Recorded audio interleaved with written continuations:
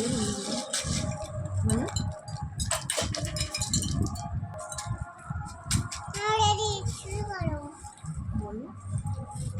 বন্ধুরা, দেখো আজ আমি পেঁয়াজ করছি, লঙ্কা করছি।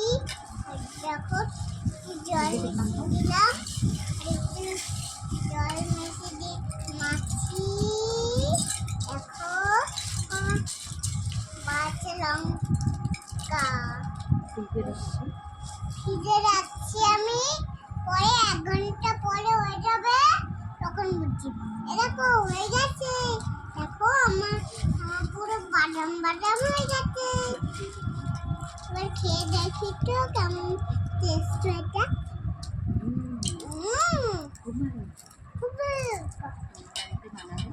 তোমরা বাড়িতে টেস্ট করে বানাবে, যে তোমরা পারো নি কমেন্ট করে জানাও কেমন হয়েছে। দেখো তোমরা অবশ্যই কমেন্ট করে জানাও।